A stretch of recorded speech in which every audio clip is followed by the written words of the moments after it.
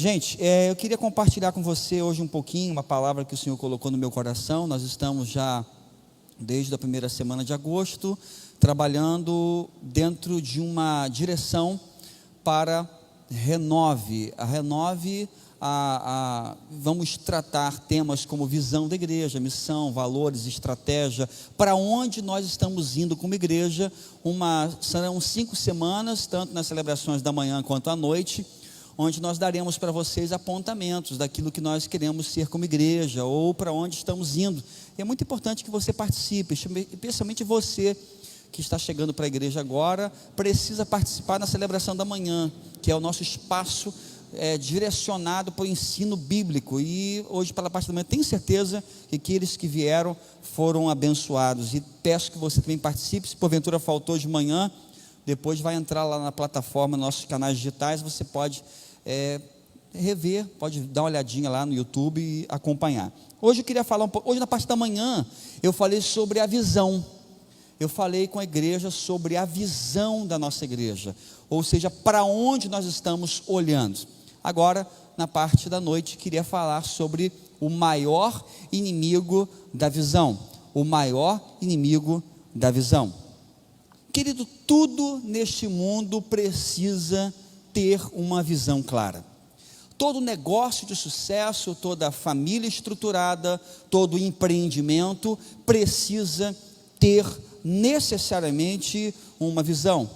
Sem uma visão, o povo perece. Sem uma visão, não há entendimento.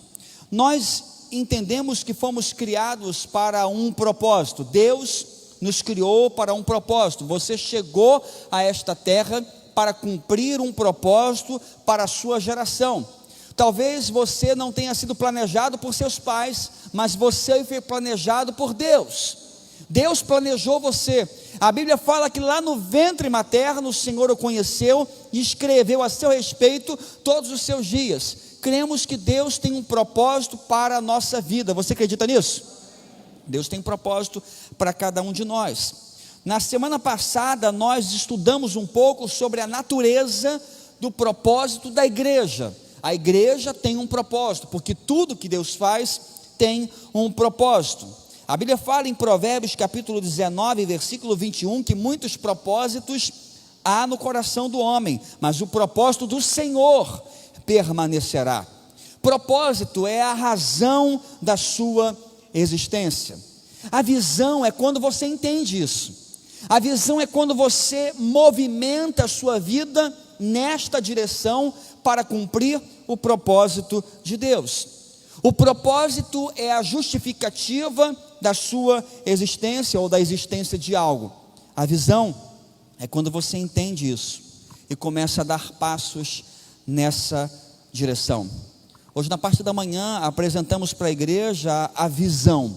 Qual é a nossa visão como igreja? Para onde nós estamos olhando? Para onde nós estamos mirando? Precisamos otimizar as nossas ações como igreja para que todos estejam olhando e apontando em uma mesma direção.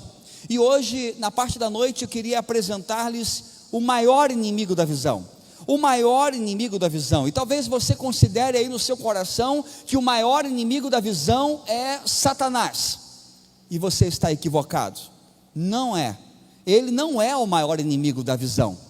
Talvez você considere, pastor, quem sabe o maior inimigo da visão seja as condições pessoais de cada pessoa, as limitações da pessoa que recebeu a visão.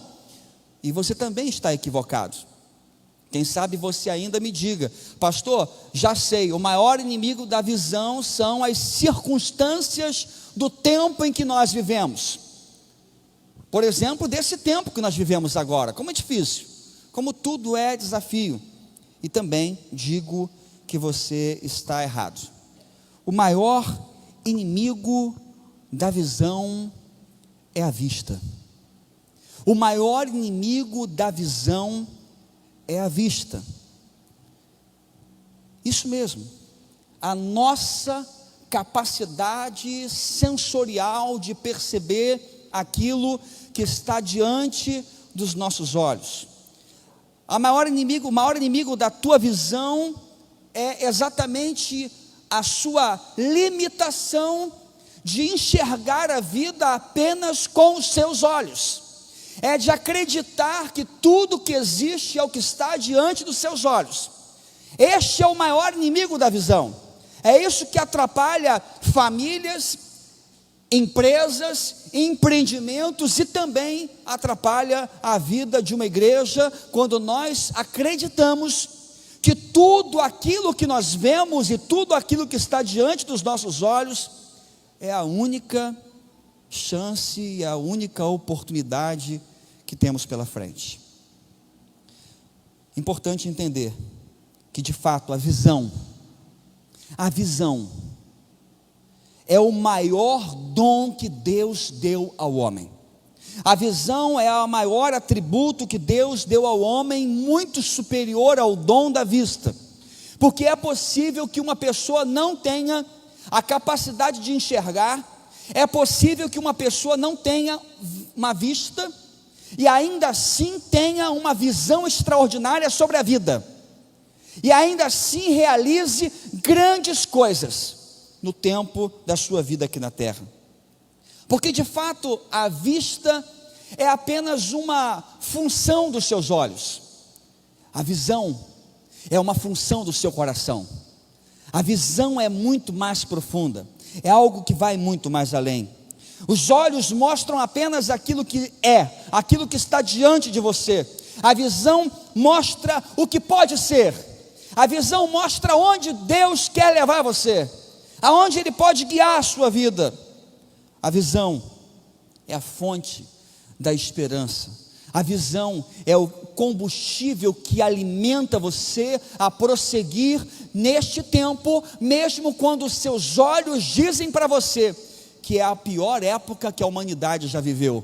Uma pessoa com visão olha para frente e vê grandes coisas, vê grandes oportunidades. E eu preciso perguntar para você, como você tem enxergado o futuro? Como você tem olhado para o futuro? Como você tem olhado para os dias que estão por vir? Querido, a visão, uma pessoa de visão é uma pessoa que não está presa ao seu presente ou ao passado, mas uma pessoa de visão é aquela que tem apontamentos de Deus para o seu futuro. Uma pessoa sem visão, uma pessoa que enxerga apenas com a sua vista, ela se relaciona apenas com aquilo que é e com aquilo que existe, e quem tem visão se relaciona com aquilo que ainda pode ser, com aquilo que ainda pode acontecer, com aquilo que Deus está preparando para ela. Portanto, o maior inimigo da tua visão é a vista. É a vista. Você nunca foi chamado, e a igreja de Jesus nunca foi chamada para andar pela vista, mas pela visão. Olha o que a Bíblia fala em 2 Coríntios 5:7. Porque andamos por fé e não por vista. Andamos por fé e não por vista. O que está diante dos seus olhos podem levá-lo à depressão, à ansiedade, ao pânico, ao suicídio. O que está diante da sua visão pode levá-lo para um futuro extraordinário, quando você decide viver guiado pela visão. Mateus capítulo 6, uma das pregações mais célebres de Jesus, no versículo 22 e 23, ele declara que os olhos são a candeia do corpo. Se os seus olhos forem bons, todo o seu corpo será cheio de luz, mas se os seus olhos forem maus, todo o seu corpo será cheio de trevas. O texto está dizendo o que para você? Que a maneira como você olha, a maneira como você enxerga a vida, pode determinar o que será a sua vida. Se os seus olhos, se a maneira como você enxerga a vida, se a maneira como você enxerga esse tempo presente, se a maneira como você enxerga a sua família, o seu casamento for cheio de trevas, querido, você vai viver um inferno. Mas se os seus olhos forem cheios de fé, se os seus olhos forem olhos cheios de uma visão do céu, a sua vida será cheia de luz. Você vai trilhar por caminhos inimagináveis, porque é o que o Senhor tem preparado para aqueles que creem nele. A maneira como você enxerga as coisas pode então influenciar e determinar a sua vida. Como você tem enxergado esse tempo? Como você tem olhado para esses dias? Querido, eu quero confessar para você que eu tenho olhado com um profundo entusiasmo. Eu tenho olhado com muita fé de que Deus está preparando alguma coisa surpreendente. Quando acontecer, você vai ficar de queixo caído. Quando acontecer, talvez você se lembre, olha, bem que o pastor falou mesmo, que Deus estava preparando alguma coisa, e Ele está preparando sim. E eu estou apontando para essa direção, estou marchando nessa direção, e quero convidar você a fazer o mesmo, porque caminhar na outra direção é um prejuízo muito grande para a sua própria vida. Portanto, olhe na direção que o Senhor tem olhado. Como você tem olhado para o futuro? Com fé, com entusiasmo, esperança, ou com pessimismo, negatividade e murmuração? Como você tem olhado para frente? Como você tem olhado para o seu futuro? Irmãos, nós precisamos ter um alinhamento de visão nessa noite. Quem sabe o Senhor trouxe você aqui hoje, não para curar uma enfermidade física, mas para curar uma enfermidade na alma, uma enfermidade nos seus olhos, que fazem com que você olhe para tudo que Deus coloca na sua frente de maneira ruim, de maneira pessimista e negativa. E quero ler com você aqui um texto da palavra que narra um momento da história do povo de Israel, em que eles tinham diante deles uma grande oportunidade, mas ainda assim, pessoas, na verdade a maioria, porque sempre é assim, decidiram olhar de maneira equivocada. Números capítulo 13, versículo 17 em diante, diz assim, na verdade versículo 1 vai falar: e falou o Senhor a Moisés dizendo: envia homens que espiem a terra de Canaã, que eu hei de dar aos filhos de Israel, de cada tribo de seus pais, e enviarei um homem, sendo cada um príncipe entre eles. Versículo 17: enviou, pois, Moisés a espiar a terra de Canaã, e disse-lhes: subi por aqui para o lado do sul, subi a montanha, e vede que a terra e o povo que nela habita, se é forte ou fraco, se é pouco ou muito, e como é a terra em que se habita, se é boa ou má, e quais são as cidades em que eles habitam, se em arraiais ou em fortalezas. Também como é a terra, se é fértil ou estéril, se nela há árvores ou não. E esforçai-vos, tomai o fruto da terra. E eram aqueles dias os dias das primícias das uvas.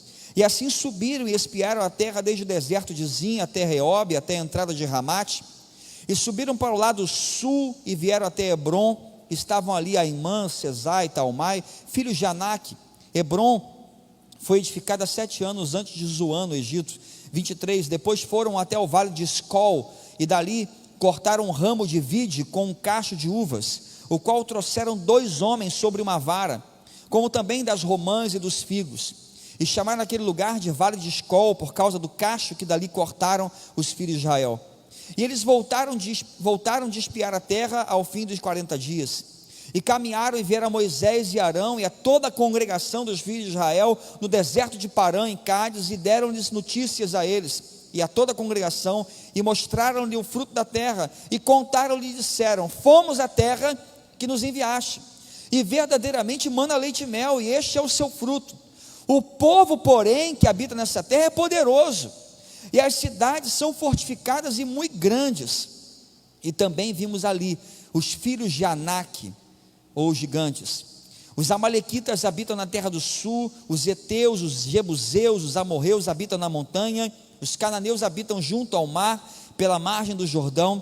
Então Caleb fez calar o povo perante Moisés e disse: certamente subiremos e possuiremos em herança, porque seguramente prevaleceremos contra ela. Porém os homens que com eles subiram disseram: não podemos subir contra aquele povo, porque é mais forte do que nós. E infamaram a terra que tinham espiado, dizendo aos filhos de Israel: a terra pelo qual passamos a espiar é terra que consome os seus moradores, e todo o povo que vimos nela são homens de grande estatura.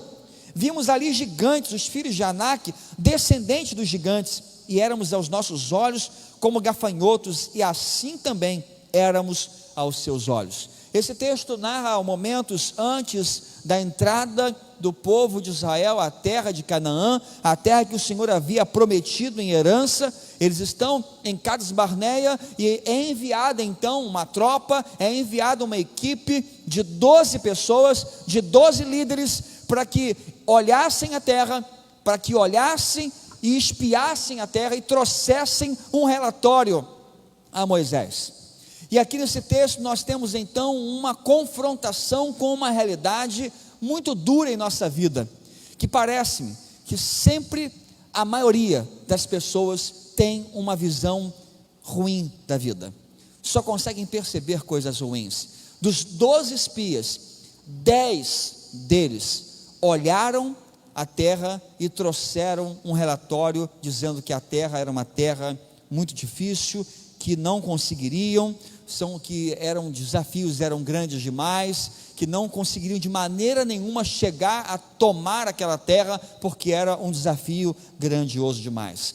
Querido, quem sabe você também, nessa noite, chegou aqui enfrentando em sua própria vida dilemas pessoais, questões não resolvidas, problemas que se amontoaram sobre você. Quem sabe você hoje está lidando com notícias, com relatórios que chegam para você dizendo que não tem jeito, que não há mais solução, que o desafio é grande demais, que é melhor que você desista. E queridos, eu quero dizer para você que como que existe muito mais gente comprometida em dar a você um relatório assim, do que pessoas que inflamem a sua fé. E qual que é o problema de você viver uma vida guiado pela vista e não pela visão dos céus? É porque uma pessoa que é guiada pela vista, ela só vê problema, ela só vê dificuldade. Versículo 31 do texto que lemos, eles disseram: não podemos atacar aquele povo, é mais forte do que nós. Veja que eles não falaram nada da qualidade da terra. Vejam que eles não se impressionaram com os frutos que foram colhidos na terra. Não perceberam que a terra era uma terra boa, não perceberam que era uma grande oportunidade de Deus, só viram problema. Querido, uma pessoa que vive a sua vida guiada pela vista, por apenas aquilo que vê, ela só vê problema. Ela só vê problema. Eu voltei a ver jornal, gente. De tanto vocês reclamaram, eu voltei a ver jornal. Mas eu tenho uma estratégia. A estratégia que eu tenho é uma estratégia para poder temperar as coisas, para perceber. Porque não sei se você já teve essa percepção. O que eu faço? Eu coloco num canal aqui no Brasil e vejo as notícias. E é engraçado, porque as notícias do Brasil são as seguintes: está tudo ruim, não vai dar certo, não vai dar certo, olha, só está morrendo mais gente, meu Deus do céu, olha isso, e só vê desgraça. Aí eu paro, troco o canal. Ontem eu coloquei num canal lá dos Estados Unidos, ABC, e fiquei vendo um jornal americano, até para praticar o ouvido, e fiquei vendo, primeira matéria, uma baleia que encalhou numa praia da Califórnia, e falaram da baleia, que baleia linda, que baleia maravilhosa. Eu falei, eu vou esperar, eu vou perseverar. E depois falaram sobre uma escola que estava fazendo um programa muito bacana de prevenção, não sei o que lá, mas a escola funcionando. E depois falou do crescimento econômico na América. E depois falou, fiquei, gente, peraí, será que os Estados Unidos agora saiu do planeta Terra, está em outro planeta? Porque de acordo com o primeiro jornal que eu vi, o mundo está um caos. Comecei a perceber um detalhe, irmãos, que talvez você não goste disso, mas a verdade é que jornais, eles não têm compromisso em veicular informação, eles estão hoje informando a opinião. Isso é muito sério, porque se você vive a sua vida guiado pela opinião de pessoas, você tem um problema. Você tem um problema. Querido, você pode considerar no seu coração agora, pastor, mas você falando no púlpito aí, também é uma opinião. Não acredite em nada que eu diga para você aqui nessa noite, se o que eu disser para você não estiver fundamentado nessa palavra aqui, Querido, não creia em nada que eu disser que não estiver fundamentado na palavra, porque a Bíblia, ela declara que os céus e a terra passarão, mas as minhas palavras não hão de passar. Gente que decide viver a sua vida guiado pela vista ou por aquilo que é colocado diante dos seus olhos, só enxerga problema. Não vê nada de bom, não consegue perceber nada de bom que o Senhor tem colocado, que o Senhor tem feito. Pessoas que são guiadas pela vista são pessoas negativas. Versículo 32 declara que eles espalharam um relatório negativo entre o povo. Não basta apenas enxergar só problema, mas também tem que contaminar as outras pessoas com uma percepção negativa. Não queriam entrar na terra, mas também não queriam que ninguém mais entrasse com eles. E começaram a divulgar relatório ruim. Não, essa terra aí, rapaz, ó, muito ruim, não vai para lá não. Não vai não, que é muito complicado, é muito trabalho, é muito difícil, não faça isso, não trilhe essa caminhada, não continue esse casamento, é melhor você se separar. Olha, dá muito trabalho restaurar um casamento, dá muito trabalho cuidar de filho, larga esse menino para lá, deixa ele se afundar na escolha que ele fez. Não empreenda nesse tempo, não faça, todas as empresas estão quebrando, tudo está acontecendo, está tudo ruim. Olha Araruama, está vendo como que a cidade está péssima, está horrorosa, não é verdade, gente? A nossa cidade está feia, está toda largada, não é verdade? Tem gente que só enxerga assim, tem gente que só vê coisa ruim, tem gente que tem prazer em ser negativo. Eu contei para vocês aqui, gente, é triste porque está gravando, fala essas coisas, aí fica gravado, que eu estava conversando com um parente meu, então problema é da família, tá? Meu problema familiar, então se você ficar chateado, não fica não, que coisa é da minha família. Aí eu estava passando pela cidade, gente, nós moramos numa cidade linda, né? Aí eu passo naquela orla maravilhosa, vai lá naquela orla do Areal, não tem? Que fizeram, coisa linda, maravilhosa, você anda lá, é um privilégio, gente, é um privilégio. Eu trouxe uma tia minha, ela mora em outro lugar, em outra cidade, vou falar a cidade no final. Aí ela falou, nossa, essa cidade é muito feia. Aí já comecei a ficar com raiva, gente. Não fala mal da minha cidade para mim, que eu vou ficar chateado. Nós queremos ganhar essa cidade para Jesus, amém ou não amém? Minha cidade é linda. Aí, nossa, na beira da praia, aquela água cristalina, gente, nossa lagoa está linda, gente, está linda. Tá, eu sei porque eu pesco aqui, pega peixe, até cavalo marinho está dando aqui agora, gente. Você acredita nisso? É sério. Podia dar até tubarão para ver se pegavam as pessoas, se levavam as almas penadas aí. Aí começou a falar mal. Aí levei lá na orla do Areal, falou mal. Aquela praça linda do centro, falou mal. Aí falou que visão, misericórdia. Só via coisa ruim. Aí a pessoa, gente, nada contra, tá? Estou falando minha família, tá? Nada contra. Aí a pessoa fala, eu falei, tia, pelo amor de Deus, tudo que você fala ruim nessa cidade é linda. Onde que é bom de se morar então? Ela falou, lá onde eu moro, Jardim Catarina. Respeito, gente, nada contra. Nada contra. Se você é de lá, irmão, nada contra. Mas pelo amor de Deus, né, gente? Você concorda comigo, irmão? Eu respeito, minha tia está lá, Deus abençoou, ela voltou para lá, não chamam mais. Não vem aqui na Araruama não. Mas não pode, gente. Poxa, Araruama pelo amor de Deus, gente. Mas tem gente assim. Tem gente assim, que é negativo, que só porque é guiado pela vista, e a sua vista está contaminada, e tudo que enxerga está ruim. Tudo que enxerga é ruim. Nunca está bom. Está incomodado, muda, vai morar lá então. Aqui está ruim? Vai para lá, lá deve ser melhor, né? Gente, é triste isso. Pessoas que são guiadas pela vista superdimensionam os problemas. Superdimensionam os problemas. Se por um lado o pessimista ele vê uma situação, ele encara um problema, ao invés de buscar uma solução, um caminho, ele superdimensiona aquilo.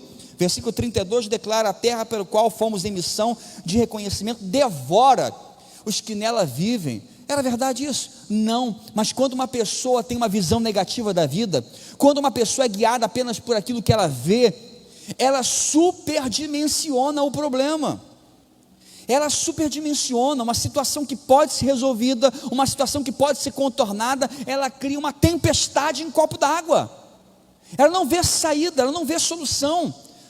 Lembro aqui da história que uma vez uma pessoa foi ao gabinete pastoral e falou: pastor, eu quero me divorciar. Hoje eu estou falando bastante de casamento, né, gente? Eu estou reparando que deve ter um propósito, deve ser para alguém aí, receba aí você, tá? Aí, pastor, vamos separar, esse homem que eu estou casado, ele é um canalha, ele é muito ruim, e ele é chato, enjoado, e eu não quero mais, e acabou. E aí o pastor, naquela paz, naquela tranquilidade: minha filha, pelo amor de Deus, né, mas fala mais aí. Aí a mulher contou todos os podres, né, porque eu não sei se você sabe disso, mas quando as pessoas vão no gabinete pastoral conversar com o pastor, elas sempre falam muito bem dos seus esposos, sempre, não fala nada de ruim. Pode ficar tranquilo, irmão, fica na paz de Cristo, né, vai para casa hoje na paz. E olha, descascou, falou mal. No final o pastor falou o seguinte: minha filha, deixa eu falar uma coisa para você, se esse homem é tudo de ruim que você está falando, por que você foi casar com um camarada como esse? Por que você se casou com um canalha desse, já que ele é tão ruim assim? Ah, pastor, mas antes ele não era assim. Como é que ele era antes? Aí começou a trazer à memória as coisas boas, começou a mudar o foco da visão. Ei, peraí, não era assim não. Olha, mas antes ele era romântico, antes era isso, aquilo e tal. Ah, tá. Então, aí começou a trabalhar, a mudar, a perceber que aquele problema que tinha um tamanho gigantesco, não era tão grande assim, que havia solução sim, que havia uma esperança sim. Queridos, prestem atenção, porque pessoas negativas e pessoas que enxergam apenas pela vista, guiadas pela vista, elas superdimensionam os problemas. Ah, eu não vou fazer, não vou empreender aqui em Araruama porque não dá certo. É engraçado, você acha que não dá certo e grandes atacadistas estão entrando na cidade. É porque eles devem ser loucos, né? Eles devem querer jogar dinheiro fora. Deve ser por isso. Você entende que é questão de visão, é uma questão de entendimento. Ei, há espaço para você crescer sim. Ei, há espaço para você correr atrás. Ei, existe esperança sim. Podemos, creia nisso, mude a sua visão. Pessoas guiadas pela vista, elas perdem grandes oportunidades de fé. Perde grandes oportunidades. Números capítulo 13, versículo 32 e 33, declara: todos os que vimos são de grande estatura, vimos gigantes, os descendentes de Enaque, diante de quem parecíamos gafanhotos a nós e a eles. Quando você não olha para Deus, todo obstáculo é grande demais. Quando você não olha para Deus, quando o Senhor não é a sua luz, todo obstáculo se torna um gigante em seu caminho. E querido, sabe o que você ganha com essa maneira de viver? É exatamente aquilo que você semeou na sua vida. Esses homens deram um péssimo relatório da terra e por causa disso não entraram na terra. E por causa disso não usufruíram da terra que o Senhor havia prometido a dar por herança ao seu povo. Querido, nós precisamos ser homens e mulheres de fé. Não podemos ser pessoas guiadas apenas pela nossa vista, mas precisamos ter uma visão de fé e esperança para o nosso futuro. Quantos gostariam de ser guiados por uma visão de fé para o futuro? Aí levanta a sua mão em nome de Jesus. Querido, Deus quer que você trilhe um caminho diferente. Deus quer que você construa algo sobrenatural para o seu futuro. Querido, eu creio de todo o meu coração que se Deus preservou você nesse Brasil de tantas fatalidades, é porque Ele ainda tem um propósito para a sua vida, e a Bíblia diz que os planos de Deus são maiores que os nossos planos, que os pensamentos dele são superiores aos nossos pensamentos, e que tudo que Ele quer fazer em nós é para nos dar um futuro e uma esperança. Então, se Deus ainda tem alguma coisa para fazer na sua vida, creia, é algo maravilhoso, creia, é algo muito bom, porque tudo que Deus faz é bom. Você acredita nisso? Tudo que Deus faz é bom, irmão. Aqui eu me lembro da história do rei. o rei decidiu ir caçar. O rei gostava muito de caçadas, e ele então chamou um amigo. Ele chamou um amigo, e era um amigo crente, e esse amigo tinha um costume. Esse amigo do rei, ele tinha mania de tudo que acontecia, ele falava assim: tudo que Deus faz é bom. Tudo que Deus faz é bom. Você conhece gente assim? Que fala, sempre tem uma frase que fica repetindo, ele ficava repetindo o tempo todo. Vamos caçar, choveu, tudo que Deus faz é bom. Ou deu sol, tudo que Deus faz é bom. Não caçou nada, tudo que Deus faz é bom. E eles foram caçar, junto com esse amigo. Aí chegou lá na caçada, foram caçar. O que aconteceu nessa caçada é que quando eles estavam no meio da floresta, o rei foi dar um tiro. E quando foi dar um tiro, o tiro saiu pela culatra e amputou um dos dedos do rei. E ele voltou para casa muito triste, com a mão ensanguentada, perdeu um dedo, e chamou o seu amigo e perguntou para ele assim: vem cá, fala para mim, o que o seu Deus acha disso? Ele falou assim: olha, eu sei de uma coisa, que tudo que Deus faz é bom. Você, ah é? Então quer dizer que eu fui nessa caçada, levei você comigo e perdi um dedo, e é bom? Ele falou: sim, tudo que Deus faz é bom. Prende esse homem. O rei mandou prender o amigo. Prendeu o amigo porque falou isso para ele, e o rei ficou muito chateado. Poxa, perdi meu dedo, como é que você fala um negócio desse para mim, que tudo que Deus faz é bom? Porque perder um dedo não é bom, né, gente? Você há de concordar comigo, ninguém quer perder um dedo. Aí ficou chateado, botou o amigo na prisão, esqueceu da prisão, deixou lá. O dedo do rei cicatrizou, ficou lá sem o dedo, mas passou o tempo, melhorou, ficou bem, e o amigo preso. E o rei falou o seguinte: olha, eu já estou bem, estou com vontade de caçar de novo. Chamou outros amigos, juntou, foram para a floresta, no mesmo lugar, e foram caçar. Quando eles foram caçar, eles foram surpreendidos por uma tribo de índios, e aquela tribo prendeu todos eles. E aquela tribo era uma tribo diferente, era uma tribo, sabe, que comia pessoas, canibais. E aí pegou lá, todos presos, no meio da aldeia, um caldeirão arrumado, botaram lá cenoura, cebola, caldo quinó, prepararam a parada legal. E aí chegou o primeiro amigo do rei. Aí chegou lá o sacerdote, lá o cacique, né? O cacique chegou perto do amigo do rei, olhou o amigo de cima a baixo, passou na faca, jogou no caldeirão. Chegou no outro amigo do rei, mesma coisa, olhou de cima a baixo, passou a faca, jogou no caldeirão. Um a um, todos os amigos do rei foram mortos e jogados no caldeirão, e o rei olhando aquilo. E o rei foi o último, amarrado. O cacique chega diante dele, começa a olhar ele de cima a baixo, e quando ele olha que o rei não tinha um dedo, ele fala o seguinte: não, esse aqui não serve, porque esse aqui é defeituoso, não tem o dedo, nós não podemos oferecer aos nossos deuses um sacrifício, né, que não esteja de acordo com as nossas leis. Soltou, cortou a corda e vai embora, e o rei voltou para casa.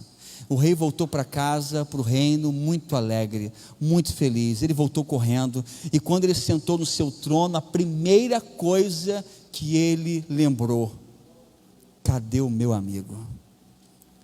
Olha, cadê o meu amigo? E mandou os soldados: vá lá na masmorra, solte meu amigo, porque de verdade, tudo que Deus faz é bom. E ele chegou, soltou o amigo, abraçou, pediu perdão e falou: olha, eu quero agradecer a você, porque de fato tudo que Deus faz é bom. Eu não tinha entendido, na hora eu só vi o sofrimento de perder um dedo, e para mim era uma coisa terrível, mas hoje eu sei que tudo que Deus faz é bom. E aí o rei parou por um minuto, ele parou, assim: espera aí, tem uma coisa, se tudo que Deus faz é bom, por que o Deus permitiu que você, meu amigo, ficasse preso todos esses meses? Tudo que Deus faz é bom? O amigo falou: sim, tudo que Deus faz é bom. Então como que é possível Deus ser bom e você ter ficado preso injustamente todo esse tempo? E o amigo falou: meu rei, Se eu não estivesse preso e o Senhor fosse caçar, o Senhor me chamaria para caçar contigo? É claro, você é um ótimo caçador. Tudo que Deus faz é bom, porque se eu fosse caçar contigo, eu tenho os 10 dedos e eu estaria agora na barriga dos índios. Tudo que Deus faz é bom, sim. Tudo que Deus faz é bom. Eu posso não entender, eu posso não compreender na hora, mas tudo que Deus faz é maravilhoso.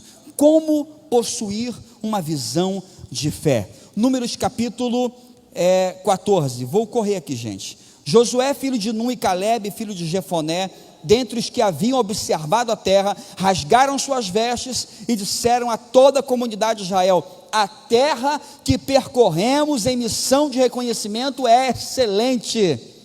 Se o Senhor se agradar de nós, Ele nos fará entrar nessa terra onde mana leite e mel e a dará a nós. Somente não sejam rebeldes contra o Senhor, não tenham medo do povo da terra, porque nós os devoraremos como se fossem pão. A proteção deles se foi, mas o Senhor está conosco, não tenham medo. Querido, esses dois homens, Josué e Calebe, a contrário senso dos outros 10 espias, olharam para a mesma terra, para os mesmos desafios, e foram movidos por uma visão de fé. Olharam para o mesmo contexto, olharam para a mesma realidade, mas impulsionados pela fé, eles tiveram uma visão completamente diferente. Como você pode desenvolver uma visão de fé? Olhe primeiro as oportunidades. Olhe primeiro as oportunidades. Homens de fé como Josué e Calebe são capazes de contemplar as mais diversas situações e primeiro identificar as oportunidades e não os problemas. Olha o que eles disseram no texto que nós lemos: a terra que passamos a percorrer é terra excelente. Eu sei que lá tem desafio, eu sei que lá tem gigante, eu sei que lá tem cidades fortificadas, mas a terra é muito boa. A terra é uma oportunidade muito grandiosa para a nossa vida. Querido, se você quer viver os próximos anos, essa próxima era com uma maneira diferente de viver, enxergue as oportunidades. Olhe primeiro para as oportunidades. Não fica só contabilizando o problema, não fica só vendo o problema e só dificuldade. Olhe para as oportunidades que Deus tem colocado na sua frente. Ah, pastor, mas Deus não colocou nenhuma oportunidade para mim. Mentira. A Bíblia deixa muito claro quando diz lá em Eclesiastes: porque o tempo e a oportunidade Deus dá a todos. Deus dá a todo mundo. Olhe as oportunidades, enxergue as possibilidades. Segundo, haja pela fé, seja movido pela fé. Homens como Josué e Calebe não são guiados pela vista ou pela razão, são guiados pela fé. Estão preocupados no direcionamento de Deus. Números 14, versículo 9 declara: somente não sejam rebeldes contra o Senhor. Ou seja, não desobedeça a orientação de Deus, não desobedeça o direcionamento do Senhor. Versículo 8, melhor, do texto que lemos, ele diz assim: se o Senhor se agradar de nós, Ele nos fará entrar nessa terra onde mana leite e mel e nos dará a nós. Eles são guiados pela fé, eles entendem que é Deus que vai abençoar, é Deus que vai cuidar, e agem, tomam atitude pela fé. Querido, dê passos pela fé. Ah, pastor, mas a minha família, minha família é muito complicado, pastor, você não tem noção. Lá na minha casa, pastor, eu sou o único crente da minha família. Mude esse discurso, irmão. Olha, comece a verbalizar palavras cheias de fé e declare: na minha casa, eu sou o primeiro evangélico da minha casa, porque eu sei que eu e a minha casa serviremos ao Senhor. Mude o discurso, viva pela fé. Faça a sua parte, faça a sua parte. E qual é a sua parte? Agora sim, versículo 9 de Números 14: somente não sejam rebeldes contra o Senhor, não se levante contra o Senhor. A sua parte é a obediência, a sua parte é obedecer o direcionamento de Deus. Querido, não fique esperando cair do céu, faça a parte que lhe cabe, e a parte que lhe cabe é essa, é obedecer. A parte que lhe cabe é esperar de Deus, e nós ensinamos aqui na quarta passada o que significa esperar no Senhor. Esperar no Senhor não é uma postura de passividade, mas é proatividade na direção do Senhor, na direção daquilo que Deus tem apontado para a sua vida, porque de fato, creia, os seus problemas podem não mudar, mas você pode mudar. Você pode mudar completamente. Lembro aqui a história de um feito extraordinário de Edmund Hillary, um neozelandês que foi o primeiro homem a subir o topo do Monte Everest. Em 1953, ele conseguiu chegar ao topo do mundo, 8.848 metros de altitude. E é interessante que na sua narrativa, na sua primeira tentativa de chegar ao topo, ele não somente não conseguiu, como perdeu parte da sua equipe, morreram.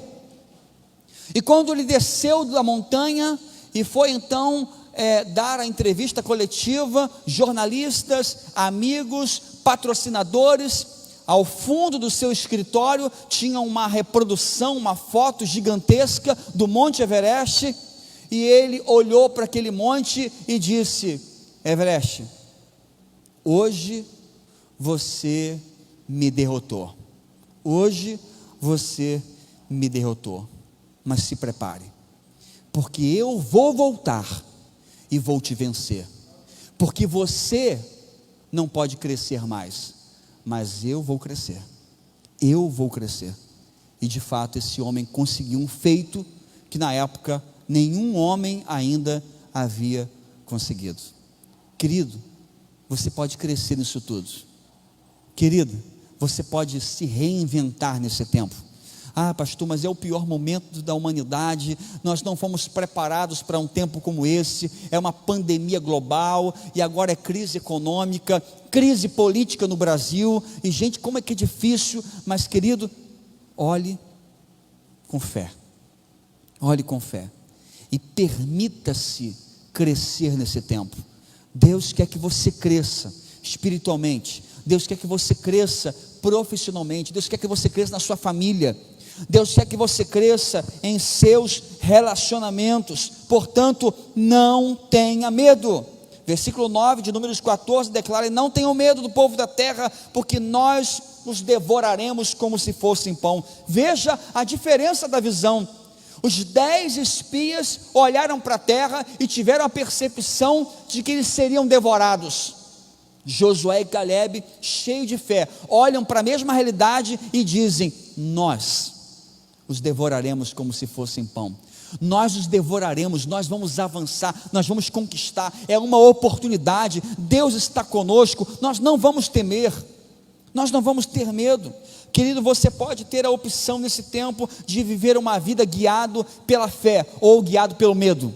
E como existem pessoas guiadas pelo medo em nosso tempo, como que existem pessoas adoecidas dentro das suas casas, porque tem uma visão do mundo, onde o filtro da sua visão é o medo. Tem medo de ir à rua, tem medo de conversar com alguém, tem medo de vir a um culto, tem medo de tudo, medo do futuro. É uma péssima maneira para se viver, Dependa do Senhor, dependa somente de Deus. Homens de visão, mulheres de visão, são pessoas dependentes do Senhor. Números 14, 9 declara: a proteção deles se foi, mas o Senhor está conosco. O Senhor está conosco. Pessoas que têm uma visão de fé para o futuro, se posicionam no mundo sabendo que são dependentes de Deus, que não vão conseguir porque são fortes, não vão conseguir porque têm recurso financeiro ou capacidade intelectual, mas vão conseguir porque o Senhor vai ajudar, porque o Senhor vai sustentar. Ei, o Senhor está conosco. Você pode colocar a mão no seu coração e falar assim: o Senhor está comigo, o Senhor está comigo. Eu não sei o tamanho dos desafios que você tem pela frente, mas uma coisa eu sei: você pode ser uma pessoa que é guiada por uma visão de fé, ou você pode ser alguém que anda pelos apontamentos da tua vista. Os que vivem pela fé têm uma visão que Deus está no controle. Confiam, dependem. O Senhor está comigo. Não temerei. Salmo 118. O que me podem fazer os homens? O Senhor está comigo. Ele é o meu ajudador. Eu verei a derrota dos meus inimigos. É melhor buscar refúgio no Senhor do que confiar nos homens. É melhor buscar refúgio em Deus do que confiar nos príncipes dessa terra. O Senhor está comigo como um forte guerreiro. Portanto, aqueles que me perseguem tropeçarão e não prevalecerão. Cantem ao Senhor, louvem ao Senhor, porque Ele salva o pobre das mãos dos ímpios. Salmo 23. Ainda que eu andasse pelo vale da sombra da morte, não temerei mal algum, porque Tu estás comigo. Tu estás comigo. Querido, essa é a grande questão da vida. Com quem você está andando? Com quem você está andando? Você pode andar sozinho, você pode andar influenciado ou guiado pelas notícias desse tempo, pelos seus medos, pelas suas dúvidas e incertezas quanto ao futuro. Ou você pode sair daqui hoje guiado pela fé. Guiado pela fé. E isso tem tudo a ver com a igreja. Sabe por quê? Porque nós acreditamos que ser igreja é algo muito superior a vir a esse culto aqui, gente. Ser igreja tem a ver com aquilo que nós fazemos quando saímos daqui. Você entende? Se você sair daqui hoje para começar a sua segunda-feira e encostar com alguém e você só falar de coisa ruim, você não será um proclamador do Evangelho, porque Evangelho é boa notícia. Eu tenho dito, irmãos, que nós precisamos de pessoas que sejam multiplicadores de boas notícias, porque para falar mal já tem gente suficiente. Precisamos de pessoas que se comprometam a olhar para o futuro com fé, com coragem. Você está aqui hoje, você está recebendo essa palavra, você tem o privilégio e a oportunidade de acolher essa palavra no seu coração e mudar a trajetória do seu futuro. Você pode fazer isso. Você é um abençoado, amém? Imagine quantas pessoas não têm o privilégio que você tem. Imagine quantas pessoas não têm o suporte que você tem dentro da sua casa, da sua família. Porque às vezes está tudo ruim lá fora, mas você chega dentro de casa, você tem uma esposa que te ama, um marido que te ama, filhos que te amam. Isso é bom demais, gente. Existem pessoas lá fora que não têm isso dentro de casa, não têm isso no trabalho, vivem o inferno e precisam de pessoas como vocês aqui hoje para chegar lá e falar assim: ei, tem esperança, cara. Vamos olhar para frente com fé. Deus vai te ajudar. Deus vai te ajudar. Ontem eu fui com a equipe de trabalho para a rua entregar refeição para as pessoas em situação de rua. Acompanhei o grupo ontem. E como que as pessoas precisam ouvir isso? Como que as pessoas precisam ouvir essa palavra? A esperança. Creia. Porque a maioria das pessoas passam por eles nas ruas e só falam assim: é um bêbado, é um drogado, é um inútil, está nessa situação porque quer, e não profetiza uma palavra abençoada. Quem sabe você está aqui hoje porque alguém profetizou uma palavra abençoada na sua vida. Alguém olhou para você e falou assim: não, tem jeito sim. Hoje eu queria dizer para você que Deus tem um propósito para o seu futuro. Hoje eu vim para dizer para você que o seu futuro pode ser um futuro extraordinário. Deus está construindo um futuro extraordinário para a nossa igreja e você faz parte dela. Então eu creio que Deus vai começar na sua vida. O milagre, o avivamento que nós tanto precisamos, ele vai acontecer na sua casa. Mas nós precisamos mudar aqui dentro. Você precisa mudar aqui dentro. Você precisa olhar para tudo que está na sua frente aí com uma santa expectativa. Ah, Senhor, eu sei que a mídia está falando só coisa ruim. Ah, mas eu estou tão feliz. Eu sei que o meu Deus está no controle. E olha, quando o Senhor começar a fazer, esse povo vai ficar de queixo caído. Precisamos de pessoas assim. Eu quero convidar você hoje, nessa noite, a fazer uma declaração, a depositar a sua alegria no Senhor, a confiar nele, apenas nele, porque ainda que tudo esteja ruim ao seu redor, se o Senhor está comigo, eu posso andar pelo vale da sombra da morte, eu não vou ter medo algum. Amém?